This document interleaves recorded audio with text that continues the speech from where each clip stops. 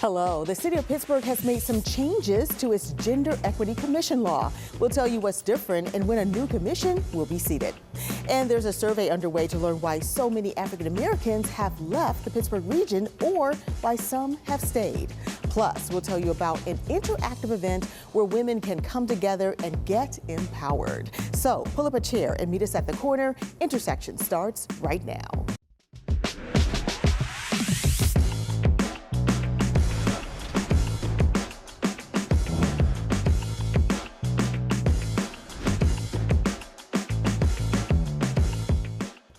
Hello, I'm Lisa Smith, the Director of Community Impact at KDKA+, and the host of Intersections. 2025 has had some changes in how the city of Pittsburgh approaches gender equity. City Council recently approved changes to the Gender Equity Commission ordinance. The result is a stronger stance when it comes to making sure marginalized groups are treated equitably. Here to share more are Felicity Williams. She is the Deputy Chief of Staff for the Office of the Mayor, and also Adrianna Brandon, the Inclusion, Diversity, Equity, and Access Manager, also with the Office of the Mayor. Thank you, ladies, for being with us today. Thank you. Thank you. Happy to be here. Yeah. So, Felicity, tell us a little bit about this Gender Equity Commission. I think it was started initially like 2016. What is it supposed to do? Absolutely. So, the Gender Equity Commission, as you mentioned, was started in 2016, and it is an advisory body to city government that is supposed to prioritize reviewing, recommending, and examining the work that we do at the intersection of gender and race, ensuring that we are operating in a way that is fair. You talked about a little bit about equitable, and that we're creating access, particularly for those communities, our most marginalized, to those city services. Yeah. So we know that, there have been changes. Tell us a little bit about why these changes were necessary and what the administration wanted to do with this commission. Absolutely. So coming into office, we heard a lot of feedback from some of our most marginalized communities, in particular from Black women, about some challenges, concerns, changes that they wanted to see related to the Gender Equity Commission, in particular coming to a head actually prior to us taking office with the release of a report in 2019 that they felt had largely been unaddressed. And so we, taking their feedback, important the way we do as an administration with anything, started to really dig into and examine the Gender Equity Commission. And so at that point, we decided to put the commission on pause and to form a transition committee made up of almost 50 individuals, representative stakeholders, to work with us on redesigning what a new iteration of the Gender Equity Commission would look like, Gender Equity Commission 2.0, let's say. Yeah. So I looked at some of that language, and it talks about having a responsibility to identify gender-based discrimination. Adrianna, what would you say, or what qualifies as gender-based discrimination? Yeah, so we understand that there are many inequitable systems that exist that can definitely be addressed by folks. Excuse me, I'm so sorry.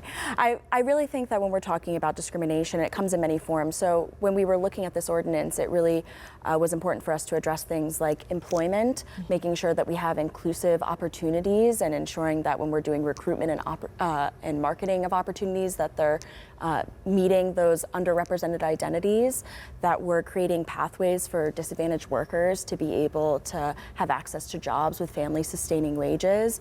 And all of those things really have had barriers in the past because we haven't been addressing those forms of discrimination. And I would add to that, I think one of the things that we're bringing new to this is ensuring that the amendments that we wrote into this ordinance are really looking at this from a little bit of a different perspective, looking at the fact that, as I mentioned, this was 2016.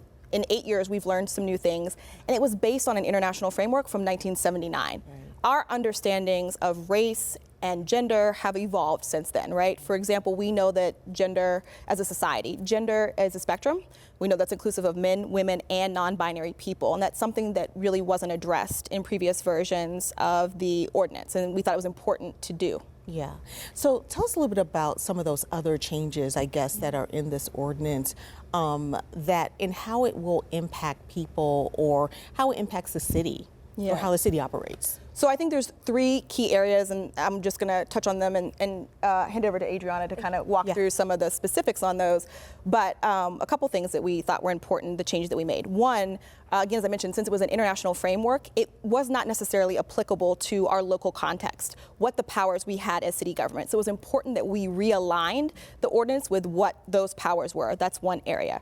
The other area, as I mentioned, was our understandings of race and gender have evolved, and we know and have learned more about that, and we need to include that in the framework of this. And then the last one being that we needed to bring some more accountability so that it wasn't just an advisory body, but that the 5-year action plan that this body was tasked with creating would now have a public process for annual reporting that we could share the progress we were making on achieving some of these goals as a city government. Yeah.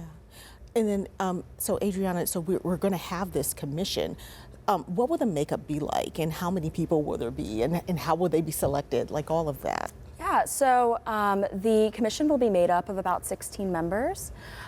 It's a combination of folks that are coming from the city government themselves. There will be a representative from the mayor's office, as well as Pittsburgh Public Schools, somebody that can talk about the city budget and to talk about like the economic impact of the work that they're doing, but there's also a ton of community members. So we really wanted to pull from the many identities and communities that exist and make up Pittsburgh, and that includes folks that are well-versed in things like ADA and disability rights, ensuring that we're having good representation of like immigrants and refugees, because we understand that nobody leaves their identities at the door when they're discussing discrimination or inequities.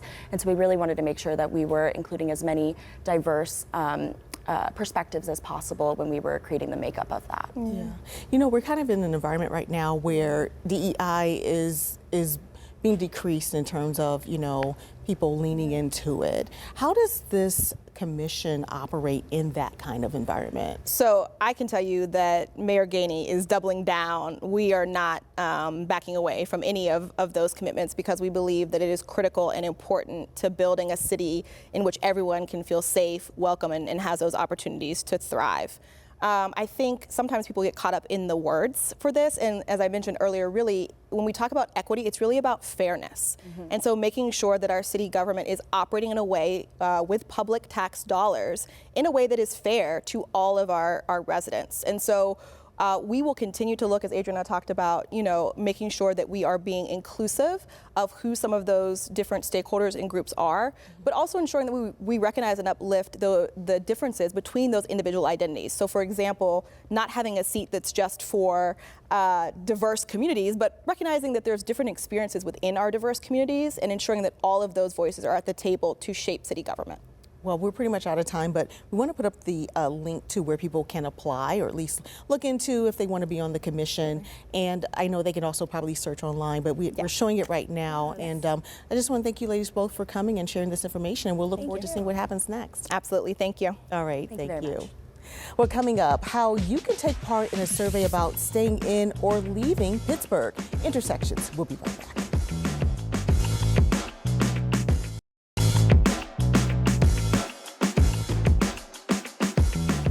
Well, there are a lot of reasons why people live where they live, being close to family and friends, jobs, communities, and more.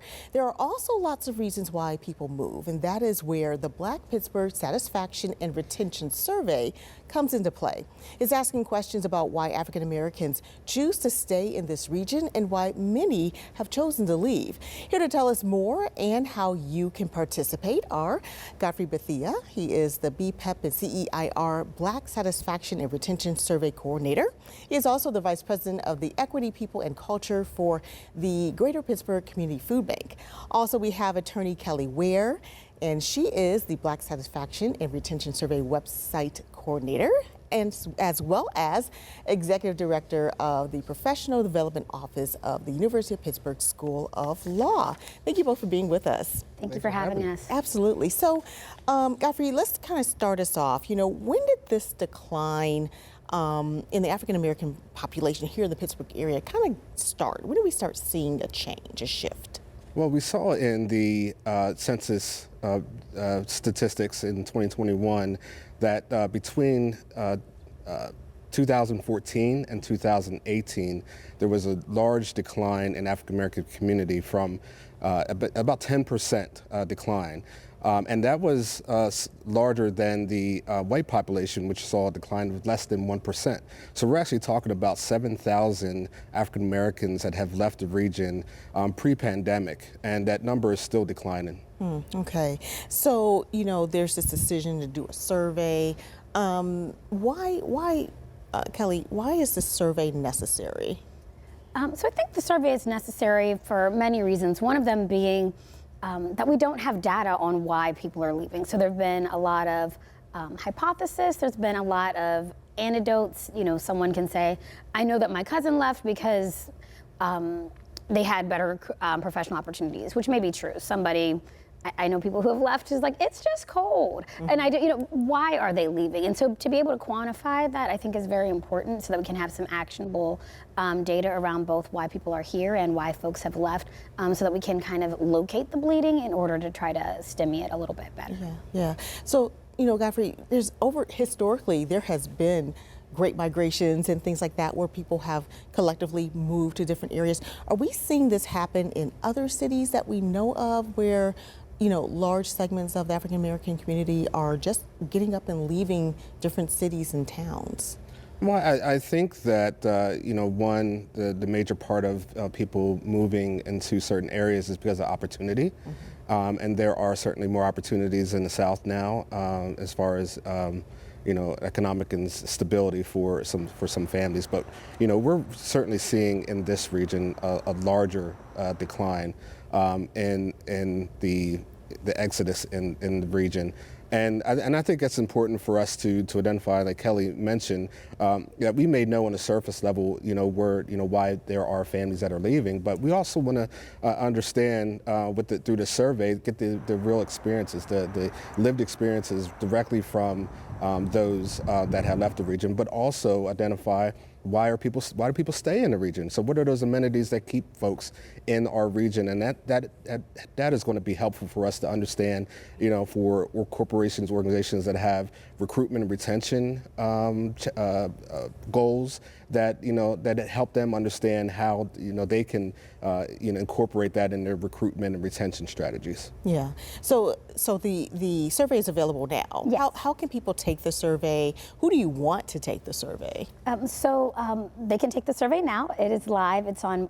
It can be found on blackpittsburghsurvey.org. That's ORG, and there's a QR code, so you can take it there. We're working through a number of community partners to get the information out there. There will be a social media push as well. And we really are looking for the entire, what I call, because we have become so dispersed, the entire Black Pittsburgh diaspora. So if you, at any point in time, considered yourself to be a Black Pittsburgher, whether you live here currently, whether you are from here and left, whether you came and were here for a few years and said, not for me, if you boomeranged, basically if you at any point in time considered yourself to be a Black Pittsburgher, we would love to hear from you. And one of the wonderful things about the survey is that it does splice the data in those ways, so it tracks what your journey is. So if you say, I personally am a boomerang, and it would say, okay, well, where did you left? Where did you go? How long were you gone? Where were you before you left? Where were you when you came back? So it really does answer questions based on your own lived experience. And so again, everybody can take it, and I'm really looking forward to being able to dive into all of those different experiences, even where you boomeranged from and returned and came back, and where the boomerang got stuck in the tree and did not return. We'll be able to identify that as well, which is exciting. So how hard is it though to get those people who left and stayed gone? Because you want to hear from them as well, right? How do you get a hold of them? Yeah, well, we're looking to partner with as many corporations, organizations, those that have alumni services or alumni organizations. They have a database of individuals or alumni or cohort that actually left the region, and partnership with those organizations will help us get to those individuals to help hopefully get some responses.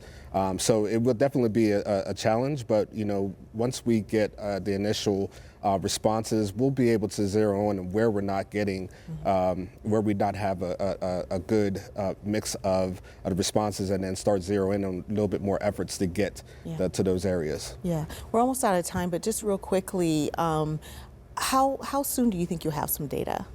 So the survey is currently open. It will be open through March, and we hope to have, we will have some preliminary data for the CEIR conference in June that says total number of surveys taken, and then kind of those large pockets of boomerangs, Pittsburgh natives, folks who are not in Pittsburgh any longer, to just kind of have those info sheets we'll have in June, but we hope to have the full survey completed with recommendations at the beginning of towards the beginning of next year. Okay. All right, sounds good. Thank you both so much for coming. We'll follow back up in June and see what you got. Okay, sounds great. Thank you. All righty. Well, coming up, women empowerment is the order of the day for an upcoming weekend event. Intersections will be right back.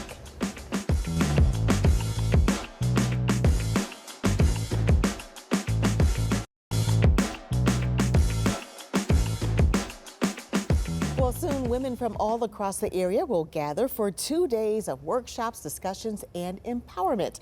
It is the 9th annual Women's Empowerment Experience presented by the Professional Women's Network. Danielle Parson joins us. She is the founder and CEO of the Professional Women's Network, along with Catherine Kellerman, and she is the CEO of the Pittsburgh Regional Transit. Thank you both for being with us. We appreciate it. Thanks for having us. Absolutely. So Danielle, kind of start us out. Tell us a little bit about the Professional Women's Network and why you started it. Yes, PWN is an amazing network of women, and we founded in 2016.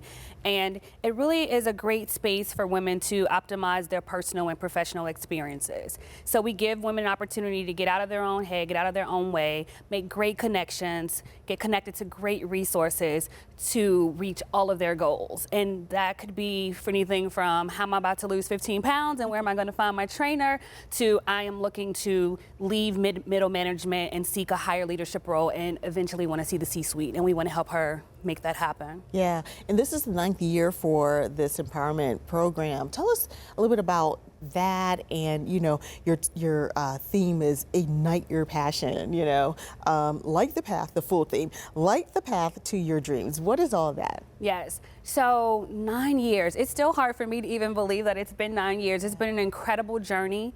And we've grown so much over the years that every year we try to continue to build on our theme. So we have glowed, we have shined, we've done all the things.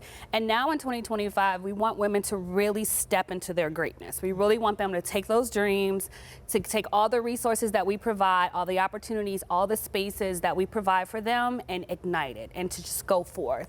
And that's why we're excited for some incredible empowerment experiences and conversations centering health, wealth, and inclusion.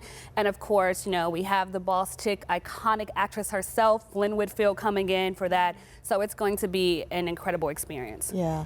So Catherine, I know you're one of the partners for this year. Have you been a partner in the past years as well? We have. Yeah. We absolutely have. One thing I would say that I love about PWN is when we talk women's spaces in Pittsburgh, hands down, this is absolutely the best female development and empowerment group. And I will rave about it to anybody. And when I talk to other leaders, it's like, hey, where can, I have women who are looking for more community and where can they build? I don't care what your background is. I will, without hesitation, recommend PWN. Yeah. The group there is so diverse as well. Now, it's absolutely a wonderful place for women of color, but everyone will learn from these messages. It's my favorite event. I always walk out ready for whatever the year will bring. And one of our joys is being able to be a partner. So we've been there, but these are the groups that make Pittsburgh a place where everyone can thrive, where everybody can build these networks. Mm-hmm. And not everybody walks in as a CEO with folks who are inviting to lunch, but everyone should have that experience. And what we see is with our participation in PWN, not just our staff goes, but we help build the neighborhood that we want everyone to have. So I'm just so grateful for Danielle for keep going at it, because we're just much better for this program. Yeah, and you know, when you're talking, it's like there's this important ecosystem that happens when you have a room where there are CEOs and those who maybe want to go to the C-suite or just want to, you know, elevate their game. So is that what happens in this kind of environment? Absolutely, and I love when our partners can speak even better about the organization than I can. So I'm so happy to hear all the things that Catherine said today, because that is what we want. We want, no matter where you are, no matter what your income is, no matter what title someone else has given you, we want you to know that you are welcome in this space, and what your goals, your dreams, your aspirations, we can help you to get there. Your network is your net worth is a real thing. So if you are not introduced to people who have gone through some of the challenges that you have gone through, that can help you negotiate your salary, that can help you write up a contract, that can help you in taking those next steps, you'll never be able to open those doors. So we help and open those doors and swinging them open. And once we walk through, we make sure we turn around and we pull someone else through with us. Yeah. So I know there's like sessions and vendors. Give us a little bit of what's happening, where it's going to be, what the dates are, how people can attend. So our next event, the Women's Empowering Experience, is at Best of the Batch Foundation. We're so excited to partner with Latasha and Charlie. They've been some great supporters for us, and they understand the work, and that's what helps. And we have that first day. Women should just be prepared when they come to any PWN events, just be spoiled. Just prepare to be spoiled. We make sure that you understand that it's a space dedicated to you. So when you walk in, you're going to be you're going to see a sea of women run businesses, women local businesses that want to shower you with all of their products, all of their services, give you a place to support locally. And then you'll go through these empowerment sessions that will talk to you about how you can remain healthy, your mental health, your physical health, your financial health. We'll also have great conversations about how to strengthen our communities. I love that you had the folks on from the city talking about the gender equity report, because that's how a lot of our work started, understanding that there were a lot of women in the region that were not being supported. And you'll hear the resources and find resources of how you can get that support through this empowerment experience. And then, I mean, you have Lynn Whitfield. So she is going to talk to you about how she has stayed relevant, powerful, busy, generation after generation, decade after decade, and how you can use those same tools to navigate your personal and professional life. Yeah, well, thank you both so much for being here. It sounds like a fabulous event, and I look forward to the next things you guys are doing. Thanks again. Thank you for having us. Thank you. All right, and I'll have my last word when we come back.